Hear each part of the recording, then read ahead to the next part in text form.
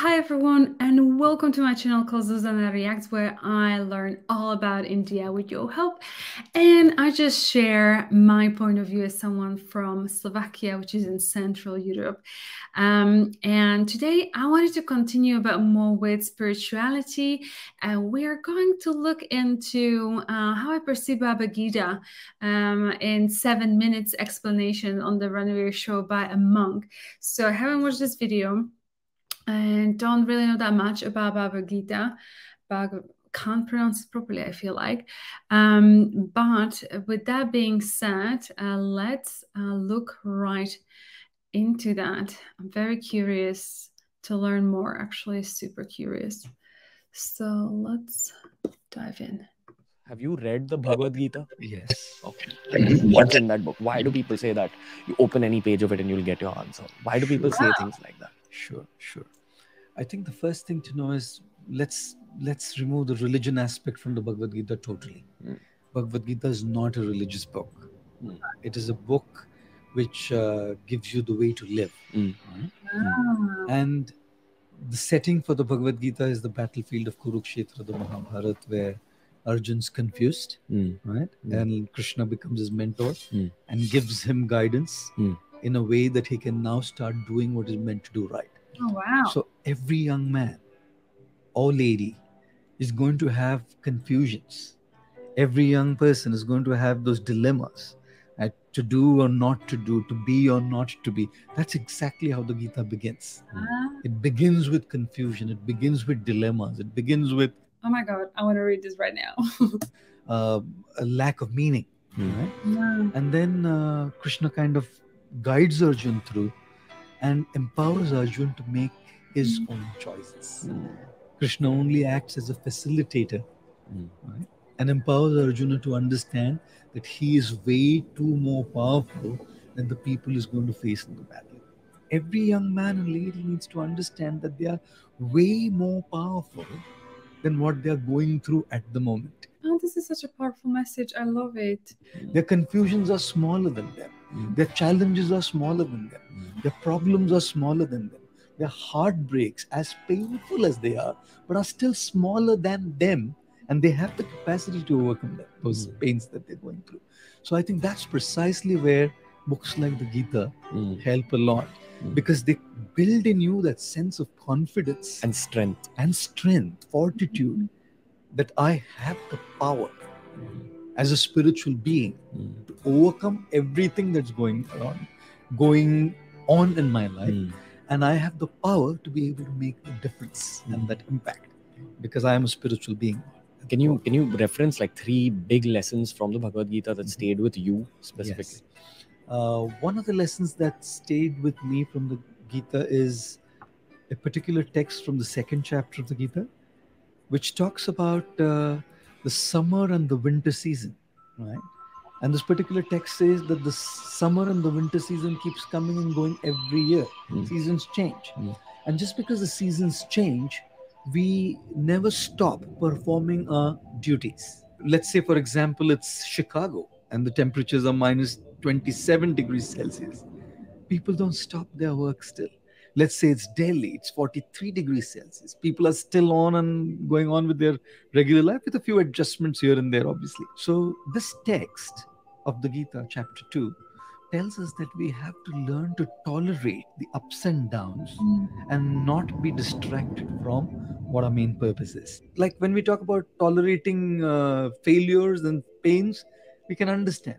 But we also have to learn to tolerate our success and the good times, because both distract us. You know, usually we only look at the negatives as distractions, but even the positives distract us from what we are meant to be doing. But that's something that really kind of stayed with me. The second thing that I really kind of resonate with in the Gita is a verse from the 6th chapter, which talks about the mind being a friend or an enemy to you. It depends on how you deal with the mind. Okay. Right? If you befriend your mind, the mind will become your friend and will empower you to do what you want to do. But so this is very interesting. It just reminds me of I don't know if you've heard of the Indian kind of story, like where apparently two wolves are fighting, and the kid asks the granddad, like, which wolf do you reckon is going to win? And the sage or the grandpa says, well, the one that you feed. So it's exactly the same. If you don't deal with it rightly, then the mind will become your enemy and will lead to your downfall. I'll give you an example. You want to get up early in the morning to go for a jog or for a workout because you know you want to be fit. You know your days are busy, and you decide this is going to be my plan for the year 2020. Correct? You set up the alarm clock to wake up early in the morning, like 5, 6, whatever. And when the alarm goes, what's the mind saying? The first thing, you slept late last night. Take it easy. Or maybe this is not the right thing for you to do. The mind's constantly playing games, right? Now, if you have a mind which is constantly giving these kind of reasons, you're not going to wake up. Right?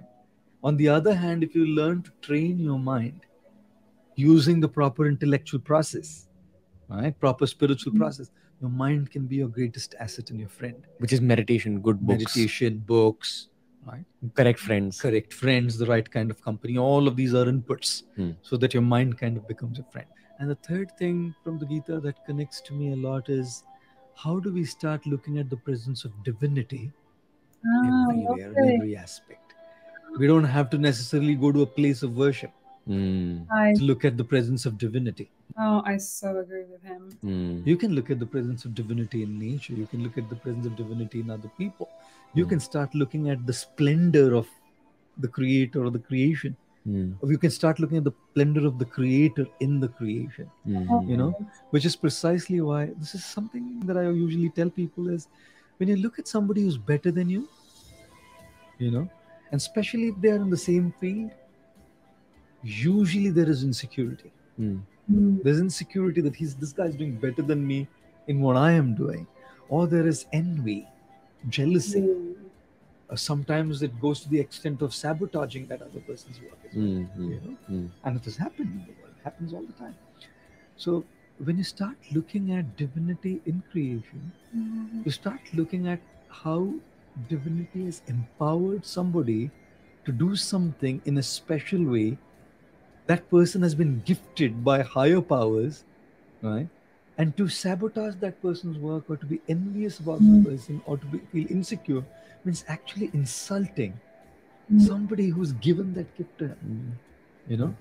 But if I look at that person and derive inspiration from that person, I can seek that inspiration to follow my aspiration, you know? So that aspect of the Gita also kind of really resonates with me, that you start looking at divinity everywhere and in every place around you, including people who are doing better, because it's not them. You can see straight away. Very often I see people who do remarkable stuff, and they usually, when they speak, they say it's they doing it, and of course they're doing it. No doubt that there's a part that they're doing. But you can tell that there's something beyond them that's kind of making them do it, whether it's acting, speaking, singing, something. There's an element which is not necessarily effort, not their effort. You know? X factor. X factor. And when you start appreciating that X factor as divinity, that's something that really kind of connects to me as well. Love it. Oh my gosh. Well, one thing I can tell you right now is I have that sixth sense and that a lot of spirituality I've been looking into is driving from Bhagavad Gita without me even knowing. So I definitely want to go and read the book. And I would love to know if you actually have read the book, and if you have, like, what did you think? Like, how did it change your life, and how? If so, please let me know in the comments below. And yeah, there was something else that I actually wanted to ask. Yeah, because he was talking about driving inspiration. What do you drive your inspiration from? I'd love to know in the comments below.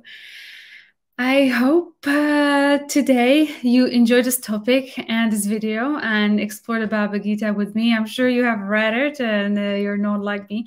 But this is why I'm very curious to hear from you. I hope you liked this video. If you did, please give it a like, share and subscribe to this video. And I hope to see you in the next one. And until then, please do take care. Much love. And I'll see you in the next one. Bye.